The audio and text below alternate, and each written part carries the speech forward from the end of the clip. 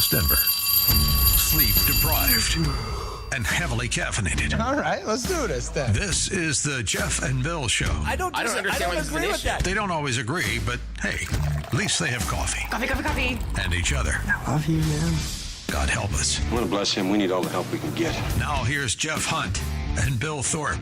The Jeff and Bill Show on News Talk 710 KNUS.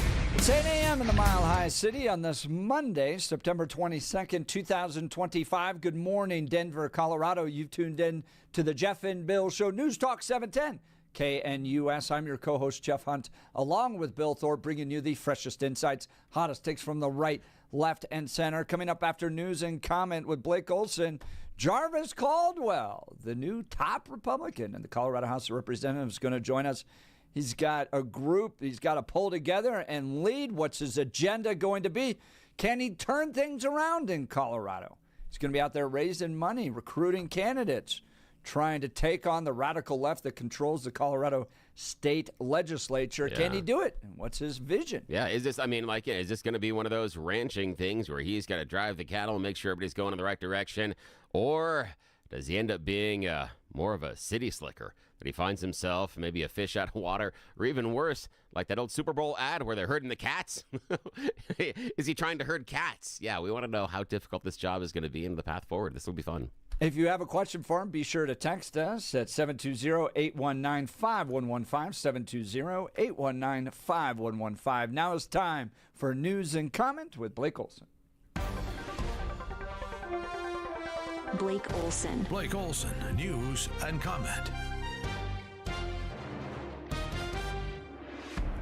Good morning, Monday, 57 and cloudy in Denver, expecting a high of 77 today.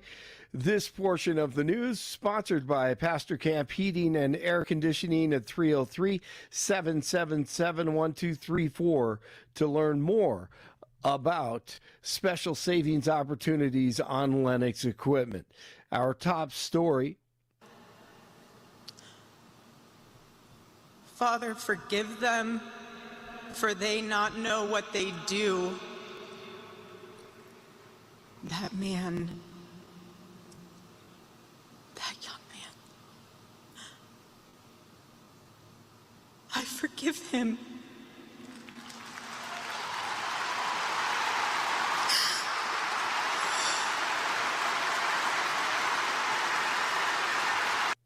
Erica Kirk received a standing ovation after she said that she forgives the shooter. About 100,000 inside State Farm Stadium Sunday, and some reports estimated about 200,000 outside. They remembered and honored Charlie and gave glory to Jesus, and most of the crowd stayed the entire time, which was incredible. I mean, it had to have gone on over 5 hours, and a lot of them moved by the memorial. It was a lot of emotions. Erica's entire speech was really moving, and the fact that she was able to even bring herself to forgive the shooter. I mean, it was really, like even just talking about it right now with you, man, like Emotional. Really emotional, Yeah. really, really emotional. So And Elon attended, and Charlie Kirk, he wanted him to be reconciled with DJT. They did that on Sunday, sitting next to each other and even shaking hands and holding a conversation. That was great to see. He was killed because his words made a difference, because he was showing people the light, and he was killed by the dark. Thank you, sir. Boy, isn't that the truth?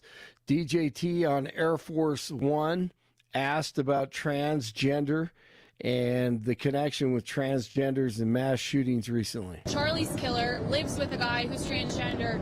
The Annunciation shooter was transgender. The Covenant shooter was transgender. Should the FBI be investigating transgender extremism? We're looking at that, and it seems like, is that just a, what's the reason for it? Yeah, there seems to be something, but we're looking at it very strongly. Something seems to be going on, but you can't make that statement yet. Also on Sunday, DJT calling out AG Pam Bondi on Truth Social, told her that, hey, guess what? It's time to get to work and round up the bad guys in corrupt government. In regards to Pam Bondi, who should she focus on as far as bringing accountability? Everybody, really. It's a big office. She's doing a good job. But focus on everybody. There are a lot of crooked people that were here before me. And people that almost destroyed our country. If I didn't win this election, our country would be destroyed. We wouldn't have a country right now. So he danced around it a little, but I'm guessing if nothing happens soon, she's gone. But right now, he just said, yesterday, he said that she's doing a good job. Stay tuned. 47 says he'll make a major announcement on autism today at the White House. He said he believes an answer has been found. The announcement is expected to connect autism in children to the use of Tylenol during pregnancy. World leaders and dictators gather in Manhattan this week for the United Nations General Assembly. More than 150 heads of state and their entourages will arrive at UN headquarters for the 80th session of the General Assembly. All right, John Oliver, if you don't know who he is, he's a late-night comedian, supposedly. He says Jimmy Kimmel's suspension is a warning sign for free speech under the Trump administration. Here's a little report. The Last Week Tonight host criticized ABC's decision to pull Jimmy Kimmel Live off the air over comments Kimmel made about the MAGA movement. If we've learned nothing else from this administration's second term so far, and I don't think we have, is that giving the bully your lunch money doesn't make him go away. It just makes him come back hungrier each time. The show was suspended indefinitely after the head of the Federal Communications Commission criticized Kimmel's remarks. Oliver also blasted Sinclair and Nexstar for what he said was bending to the FCC's will by pulling the show from their affiliates before the Disney-owned ABC decision. I'm Michael Kastner. They fired him, okay? It was a business decision. Clowns. Here's what I'm loving. So America's trust in media is at its lowest point in 5 decades. That's a headline according to The Hill. Wow. And these guys are running around going, but it's Donald Trump who doesn't like me. It's his fault we're getting shut down. Nobody buys what you're selling anymore. No. Oh, my goodness. Only the ones with purple hair. That's it. And there's not too many of them. No, and none of them are watching them either. Right, they're on social media. Oh, it's so funny to watch this world. out. I mean, America's trust in media at the lowest point in 5 decades. That is Nobody funny. believes these guys. Nope. Nobody watches these guys, and they're it's Donald Trump's fault. Yeah, it's Donald Trump's fault. Oh, exactly. It was a great line by Matt Taibbi about Jimmy Kimmel entering the circle of hell with Keith Olbermann of unemployment. That's great. It's unlikability. Those two belong together. Nobody likes them. They don't want to tune in with their limited time and watch them rant against conservatives. Exactly. It's not interesting or compelling. I mean, the money, they have like 30 writers. Well, I don't know about Olbermann, but, Kimmel, what he has, like 20, 30 writers to come up with the crappy jokes that he delivers on a nightly basis and cries and whines about all of a sudden trying to save the world. If you're going to be a low-rate show like us here, do it yourself like I do. Exactly. Write your own crappy scripts. Write your own bad jokes like I do. It's all done between about 4 p.m. and 8 p.m. on a spreadsheet by yours truly. Come up with some better one-liners like Billy does. There you go. And talk really fast like Billy does and have your mind and your brain working quickly like his does at 6 in the morning. All right, the Broncos at the Chargers, week 3. 2nd down and 6. Herbert to the air. Pipkins the block at the right tackle. Got away from Allen. Herbert alive in the throw. Caught. Touchdown. Allen. What a play.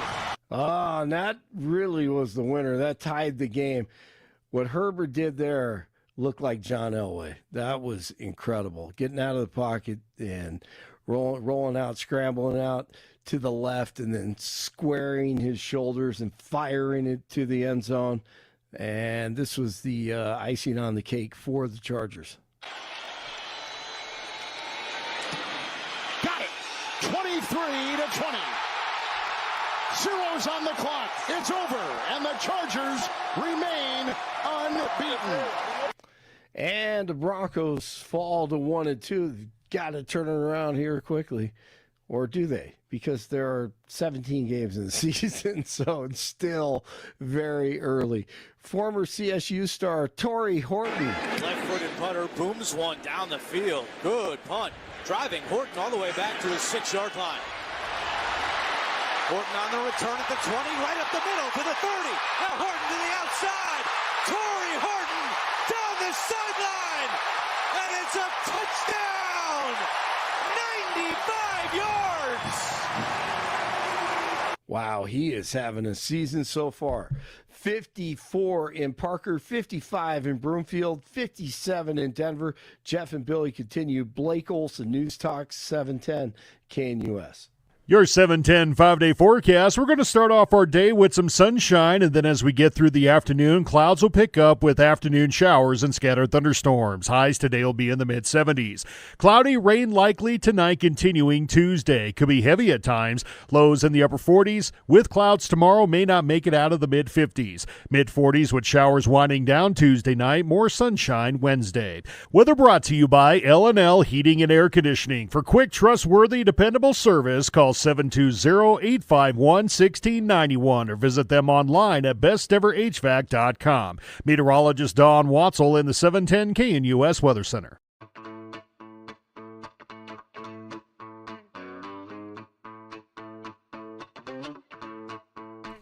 Welcome back to the Jeff and Bill Show, and I want to welcome Kyle Clark, Colorado Times recorder, everybody else that's going to be tuning in right now because they want to hear from the man himself. He's the top Republican in the Colorado House of Representatives, elected over the weekend.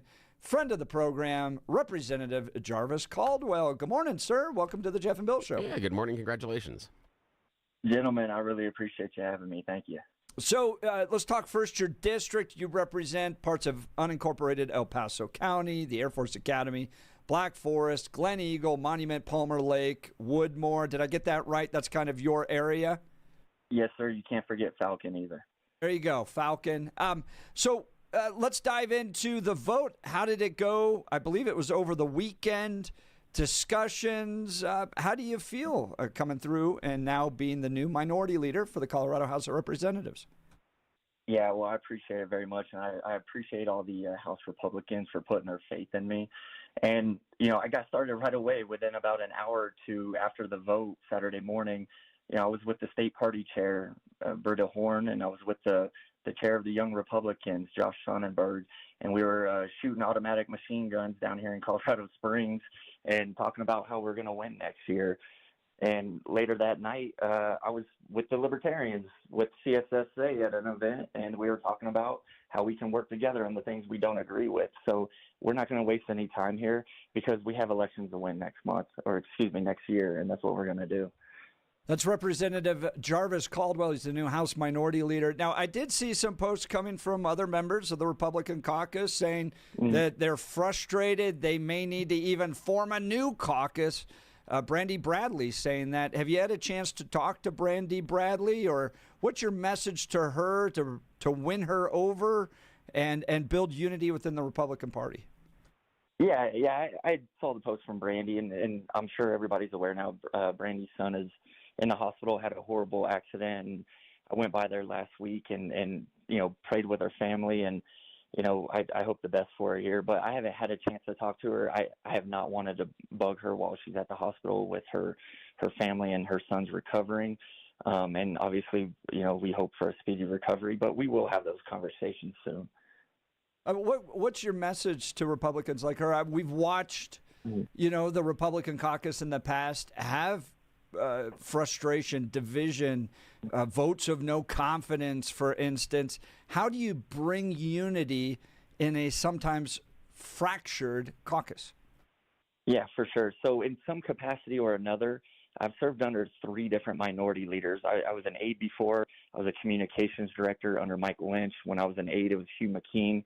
And then I served as a member under Rose Puglisi. And, they all had their strengths. Rose really truly brought everybody to the table, and we would do these roundtable discussions and say, okay, what do you think? What do you think? What do you think?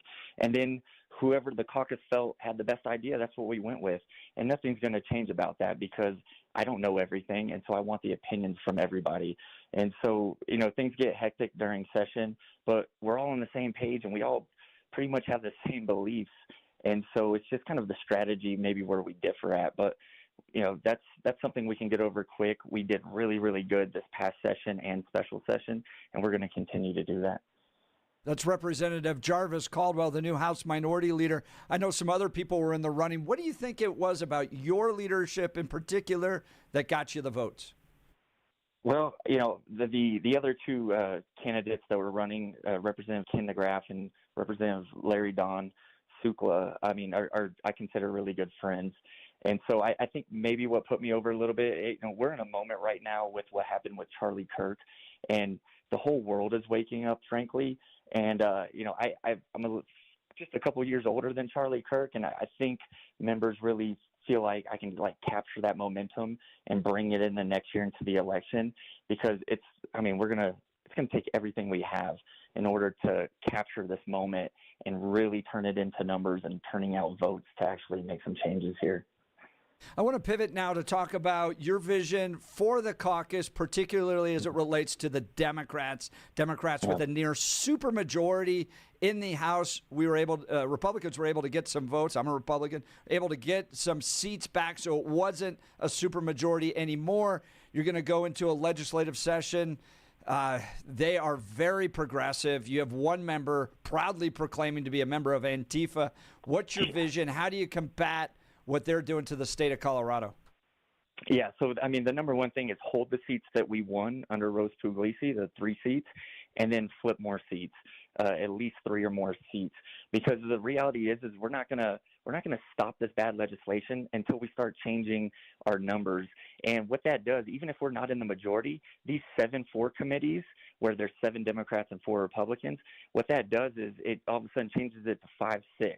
5 Republicans, 6 Democrats, and then you only need to flip 1 vote on these crazy bills in order to stop bad bills or get good bills passed. And so that's my number one goal is adding more numbers here. And the Democrats, their approval ratings are underwater, even Colorado Democrats, and we're going into a session where we're estimated to be $1.5 billion budget deficit compared to the $1.2 billion we had during special session and during the regular session. So I think people are kind of fed up, and they're going, you guys are coming back for a special session, but not to cut spending. You're coming back to raise taxes on small businesses. And people aren't happy about that. They're saying, listen, get responsible. I have to live within my means. You have to live within your means. It's Jarvis Caldwell. He's the newly elected House Minority Leader, which means he's the top Republican in the Colorado House of Representatives, joining us this morning. So you're out there looking for people to run. You're going to be in charge of recruiting a good team. What are you looking for someone to serve in the State House? Well, number one, we need to have conservatives, right? You need to be a Republican, but I don't discriminate on age or anything like that. Are you passionate? Are you a hard worker? Because this is a hard job. We're leaving very, very early in the morning from our houses, and we're getting back very, very late at night. Sometimes we're sleeping at our offices on the couch. It is very hard work that you guys you don't really see it unless you're there, or if you know one of us and talk to one of us. You got to be a hard worker. You got to be willing to do what's right. Again, you need to be conservative, but we cannot have seats that there's no Republican in. I don't care what the district looks like. We need a candidate in every single seat, and you can reach out. You can go to the Colorado House Republicans website. There's a contact information there for us. Reach out to us if you're in one of those seats, or if you're in a seat that a Republican is maybe term limited in and is not going to be running again, because there's no excuse not to have all the seats filled, at least with a candidate. I want to ask you about Rose Puglisi's resignation. Mm-hmm. In part, she talked about the toxicity down there with the Democrats, how vicious they were around Ryan Armagost, that whole issue. Give me a sense of how you plan to walk into this legislative session. There's not really going to be a change. There's no election between now and the nenext legislative session with regards to lawmakers. So you're stuck with the same people that took a great person like Rose Puglisi and she got her to go, you know what, I'm done. I got better use of my time with the years that God's given me. Talk to me about how you're going to walk into this legislative session knowing that's what Rose went through. Yeah, absolutely. So, the reality is politics is just, it's an ugly business. It is what it is. It's like that probably in every single legislature around the state. But I think I've made a name for myself over just this one session here with, the House Bill 1312, transgender bill. I'm going to fight. Like, if you're coming after my parental rights, my freedom, my liberties, like, I'm going to fight. And nothing's going to change about that. And the entire caucus are fighters. So we're going to continue doing that. But, at the same time, if there's things that are good for my district, I don't care who's the bill sponsor. If it's good for my district, it's good for the people of Colorado, it doesn't violate any principles or liberties or the Constitution, then let's work together on it. And I think that should always be the thing going forward. If you just fight on every single thing, then the good things won't get done. So let's work together where we agree and what works best for our constituents. But then I'm going to fight you really, really hard on the House floor if you're trying to pass some of these crazy bills. I mean, we had a bill this past session to lower the penalty for attempted homicide, and that bill failed, thankfully, but it's coming back this next session. And I think at a time when we're number 2 in the entire nation for crime, I don't think we should be lowering the penalty for attempted homicide. That sounds kind of crazy to me.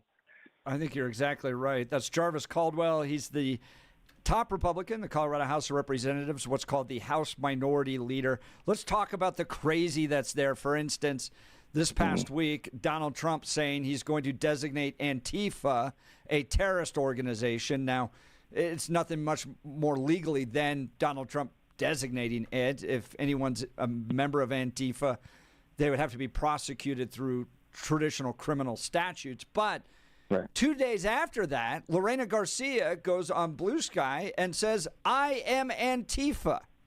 She's quickly rising to the perch that, Timmy Hernandez and others occupied as the craziest member of the Colorado House of Representatives. Meanwhile, as we covered this last hour, she's taken $1.8 million in grants from taxpayers. Her salary has skyrocketed with the nonprofit that Colorado taxpayers are helping fund.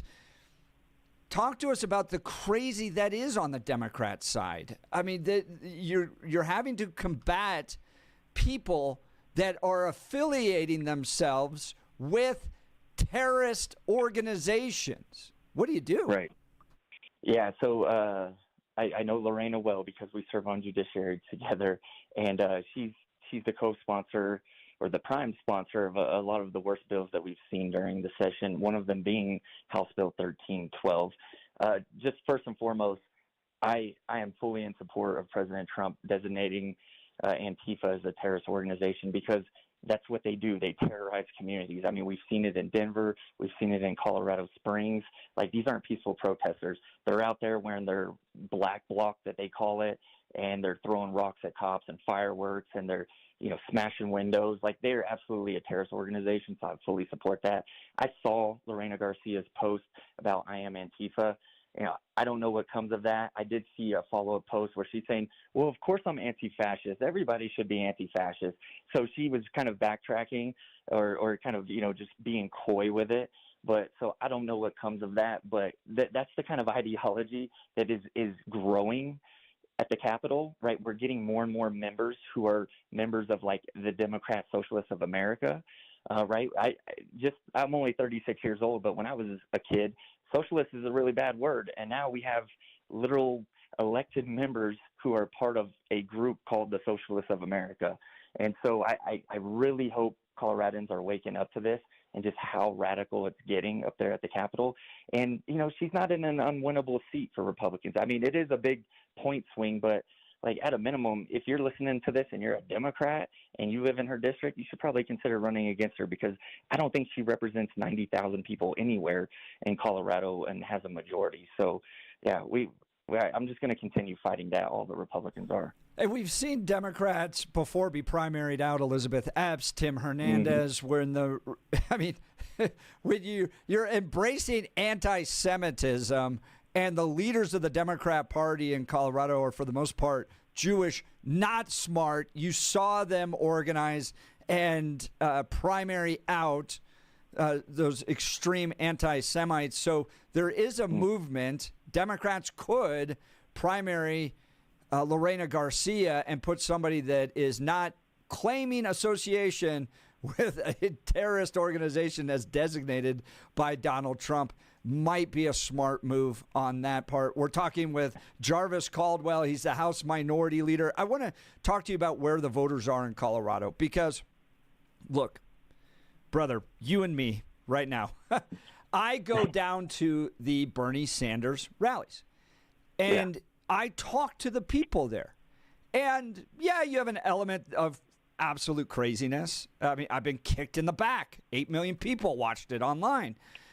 By members of the crazy wing of the Democrat Party.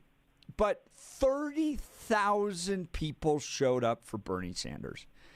I'm going to bolster my argument here with the poll that came out from Dave Flaherty and Magellan Strategies, that the person with the highest favorability among Colorado voters is AOC. So what I'm seeing is not full embrace of Antifa by the Denver voters. But for whatever reason, and I want to understand from your perspective what you think, they seem to be really drawn to a socialist. Bernie Sanders, AOC, more government. So they're mad about the direction of the state. They're electing Democrats and then going, the state's going in a terrible direction. It's so expensive. I can't afford here. Crime's terrible. I want more Democrats elected. Help me understand that dynamic. Yeah, absolutely. So, number one, parents, if you're a parent of young kids right now, you need to be paying attention because you don't want one of your kids to be the ones at a Bernie Sanders and AOC rally one day. So I'm very big on parental responsibility and raising your kids right. But to get to the root of your question, I was listening to a podcast with actually Charlie Kirk and Tucker Carlson a few weeks ago. And, they were talking about this, like what's going on with young people right now. And, I get it in the sense that I graduated high school in 2007, and we were obviously the financial crisis was happening around that time. And whenever you have these economic hard times and you have these young people who are, working 2 or 3 jobs and, they just graduated high school or just graduated college, they have a degree, and now all of a sudden they can't get a job and they have all this student loan debt, you start getting almost rebellion towards the system, right? And they start saying, you know what, maybe capitalism isn't good, or the different things that they say. And so I think that's what we have to focus on is here's our economic policy, and here's why it works. Here's why it has built the greatest country to ever exist in the history of the world. And bring that to them and show them this is the way. Kind of the AOC Bernie Sanders style is what we've been doing in Colorado, and that's why it's failing, right? Like that is we're overspending, we're overtaxing, we're overfeeing. Like we are doing the Bernie Sanders AOC style in Colorado, and it is not working, and that's why you're having a hard time.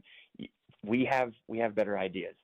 Get us in power, and we'll do it. It's fascinating to me because we've had Steve Woodrow on the show. We've had Chris Kennedy on the show. We've had Deep Singh Badesha on the show, all very progressive. And they all have the same exact perspective. It's like this notion of utopia where everything will kick in, the health care, the education. If we just had a little bit more of your money. And those guys in Aspen, they got it all. We need to go up there and take it from them. But it's just if we just had a little, then there's this magic moment where it all kicks in and everything we've been taxed and everything we've been suffering through will finally work out. And it never comes. And it never comes. And for me, I so appreciate that you went to the education route because as somebody who's done politics for a dozen years now in Colorado, And I've gone down and I've fought those battles. I've marched in those marches. I've watched people. I've talked to people. I sit there and I go, it's an education issue. At the end of the day, where we are as a state, where we're at, where we lump people into different groups, and we've kind of created this critical theory and this Marxist worldview of oppressor versus oppressed, and then we put people in little categories, and then we pit them against each other, and it's always somebody else's fault. The reason I don't have what I have is because somebody else, somebody out there. I go, that's 18 years of learning that. That's 18 years of believing that, and us thinking we can show up and testify and change minds. Yeah, it's part of the process, but it's a much longer process that ultimately gets down to education. I know we're on limited time. Bill, question for the new House Minority Leader, sir. Yeah, Representative Caldwell, what you and Jeff were just talking about is all this horrible messaging coming out of the Democrats. Then the bigger question, I think, that just begs the question, why aren't Republicans winning? What could possibly be your strategy going forward to persuade their voters? If the state is in such a dire strait as Jeff has been outlining, yet Colorado voters continue to reject over the previous election cycles the Republican messaging, what hope is there? Where the gain's going to be made? Yeah, I appreciate that, and that's a very fair question. I think it's kind of two parts. Is number one, Republicans, we spend so much time fighting each other and squabbling over little things that just don't even matter. What is it? Reagan says the person that's 80% my friend is not 20% my enemy. And the Republican Party, I mean, it's kind of notorious. Like, I believe we've made national news a few times over the last couple of years of, fighting each other. And while we're fighting each other, the Democrats love it, right? Because we're distracted and we're using so much time and resources going against each other. And so that is a part of my job as House Minority Leader, is like bringing these factions together. And then here's the other thing is money's a big factor. Like, we all see it. I mean, how many times more do the Democrats raise money than Republicans do? And so, donate to candidates. If you're listening to this, donate to candidates, donate to causes that you believe in, and get out there and actually help. I think it's a conservative thing where we say, well, I vote the right way. And it's like, no, that's not enough. Voting the right way is not enough. You actually have to get active. And I think what happened with Charlie Kirk is waking people up. And I think you're going to see more active conservatives, young and old and all across the board, churches, everybody. We're waking up, we're getting activated, and we're going to get out there. I think you're going to see some really big changes come next election cycle. That's Representative Jarvis Caldwell. He's the new House Minority Leader, elected over the weekend to replace Rose Puglisi. You can follow him on X at Rep Caldwell, and get all the latest on what's happening down there. Very grateful for your time. Congratulations on your new role, and look forward to having you join the show in the future. I appreciate you guys. Come see me at the Capitol sometime. Great. That's Representative Jarvis Caldwell. Again, Rep Caldwell on X. All right.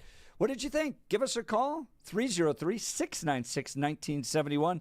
Text us on the Dan Caplis Law text line, 720-819-5115. You're listening to The Jeff and Bill Show. This is Denver's Talk Leader, News Talk 710, KNUS.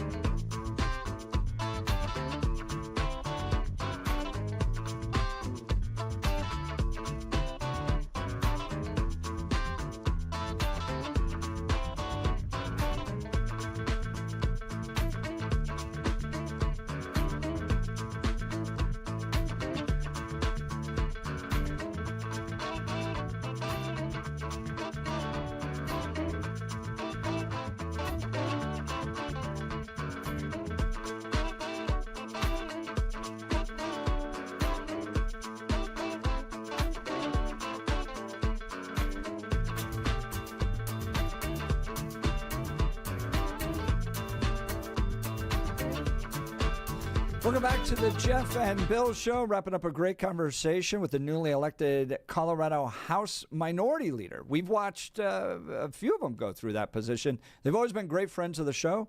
Glad to have them connected here because they give us important insight as to what's happening down at the Colorado State Capitol. So Mike Lynch, Rose Puglisi, Hugh McKean, Patrick Neville. We've had a great relationship with all of them. Glad to have a connection with the newly elected Jarvis Caldwell.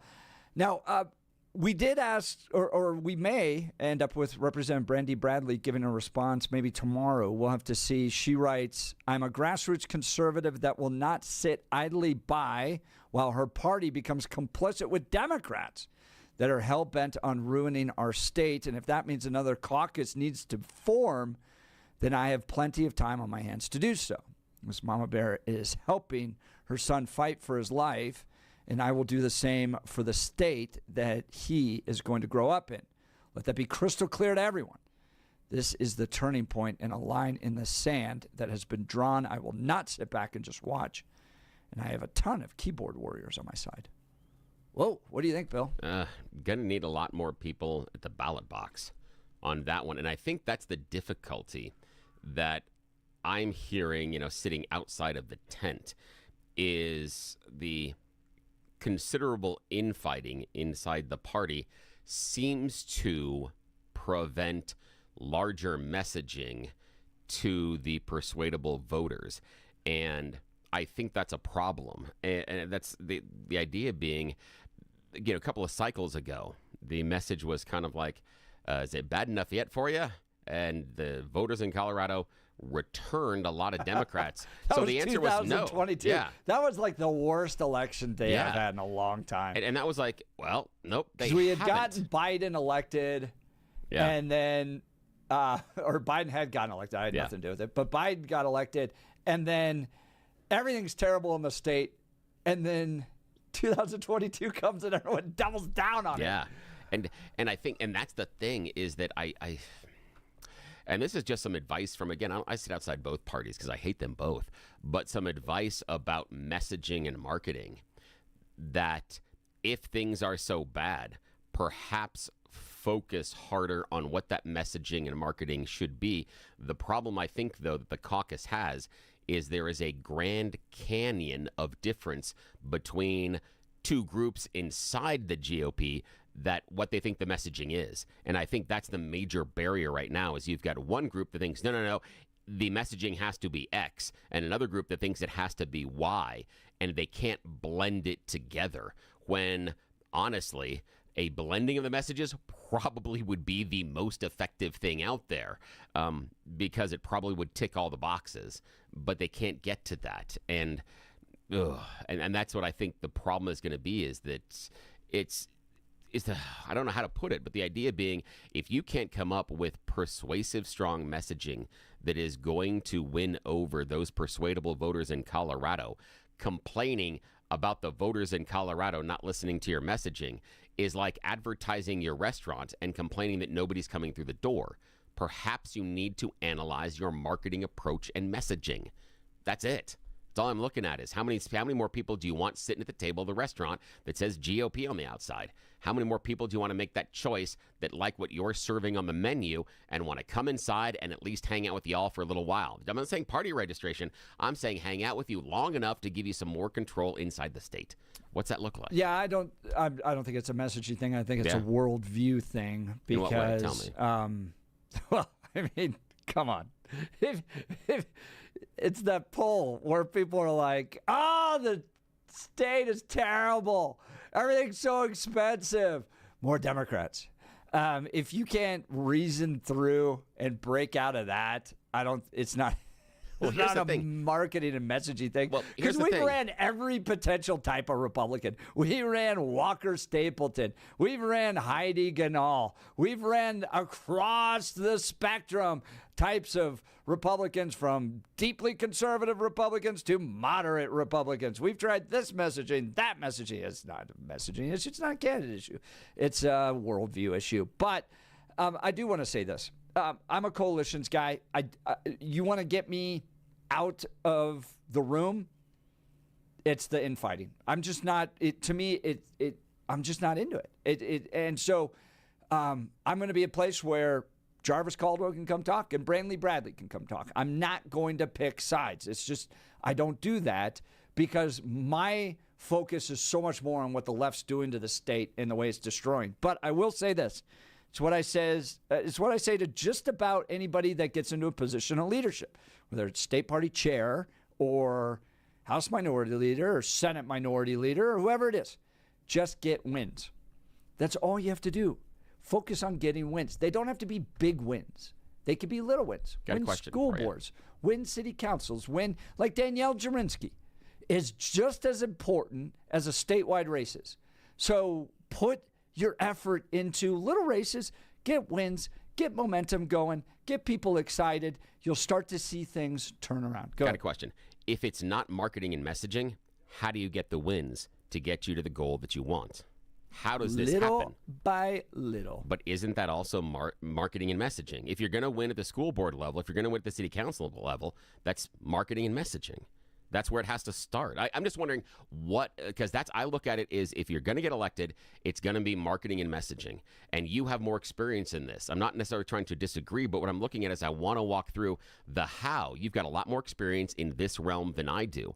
I see it as, well, your marketing and messaging, you've got to go back to how you're advertising and communicating to voters what you feel are priorities and what changes you can enact.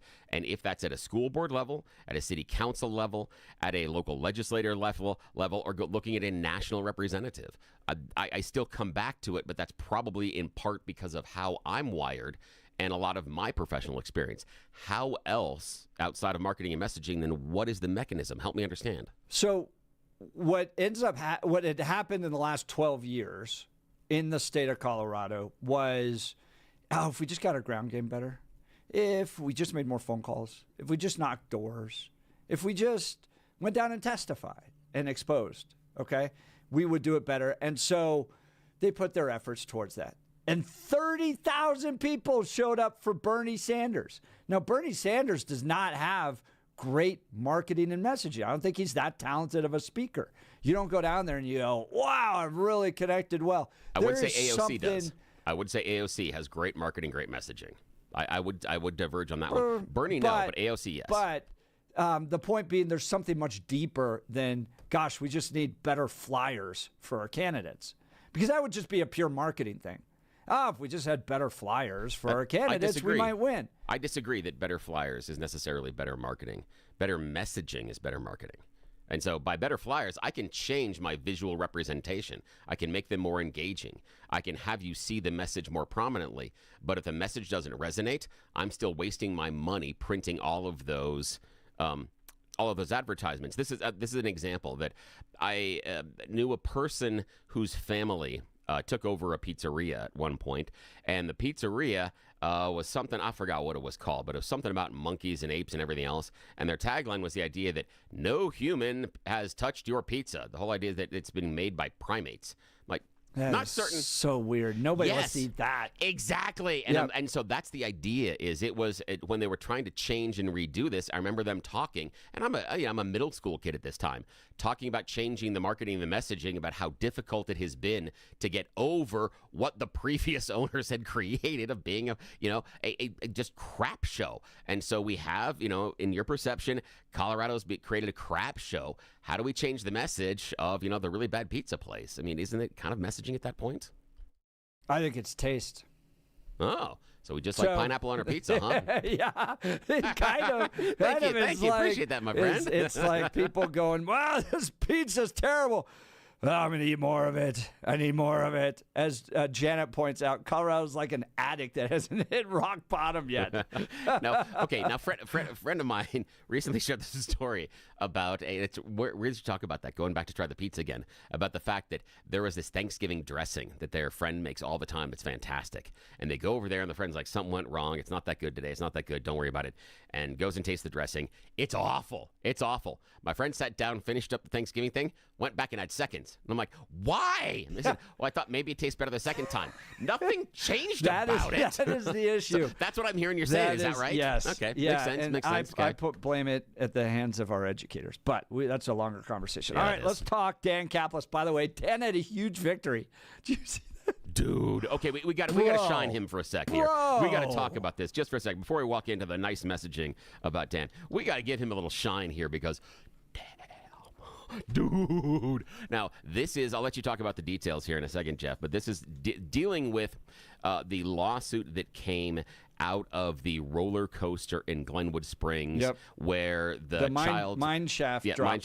Mine shaft drop, not the roller coaster. It's the mine shaft. It's the mine shaft drop thing.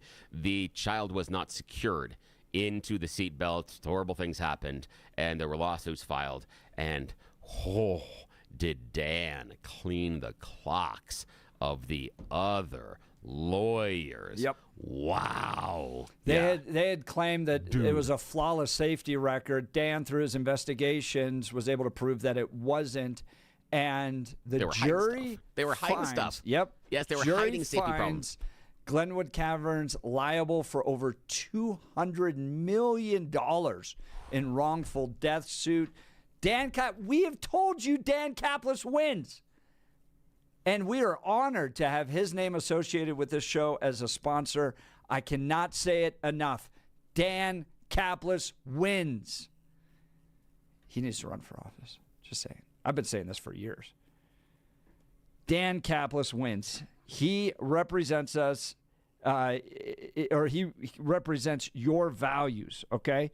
He's pro-life, pro-family, pro-faith, pro-America, a deeply devoted Catholic man.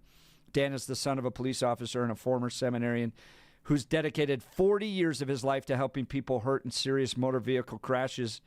Dan is believed to be the only lawyer in Colorado history to win 5 straight multi-million-dollar verdicts in Colorado crash cases. Dan is also believed to have won the largest truck crash verdict in Colorado history. Dan Caplis is the official law firm partner of the Denver Nuggets and the Colorado Avalanche. Dan Caplis, a serious firm for serious cases. Dan accepts righteous injury cases on a percentage fee basis so that he can represent good people from all walks of life without regard to ability to pay. So if you need Dan's help, give him a call. Here's the phone number, 303-770-5551, 303-770-5551, or hit dancaplislaw.com, Dan, C-A-P-L-I-S law.com. And after a multi-year lawsuit, delivering big for a family that had lost a loved one.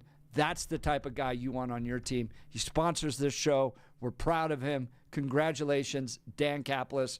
Let's get you to run for U.S. Senate. All right, you're listening to The Jeff and Bill Show. This is Denver's talk leader, News Talk 710, KNUS.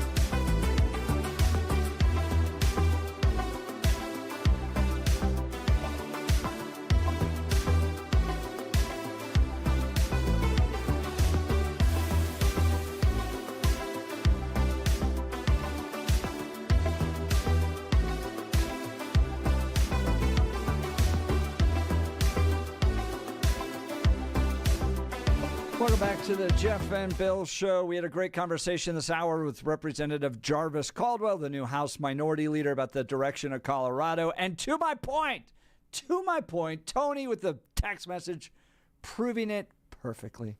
He just goes, maybe it's Occam razors, Jeff, that Republican policies just suck.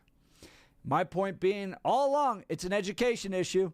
Tony, I would love to hear of a more progressive state that has lower taxes, lower cost of living, lower crime. Please show me, Tony, the state that's gotten more and more socialist and gotten better in America. Tony, that's why it's an education issue. Y'all keep doubling down on just bigger and bigger government, and somehow things will get better. It never happens. All right, next hour, we're going to be joined by Kelly Caulfield. She's the executive director of the Common Sense Institute. Great study out on the Denver budget. Where has money been going the last decade? They analyzed it all and have a comparison over the last 10 years. This is a conversation you're not going to want to miss, especially in light of that bond question. You're listening to The Jeff and Bill Show. We are Denver's talk leader, News Talk 710, KNUS.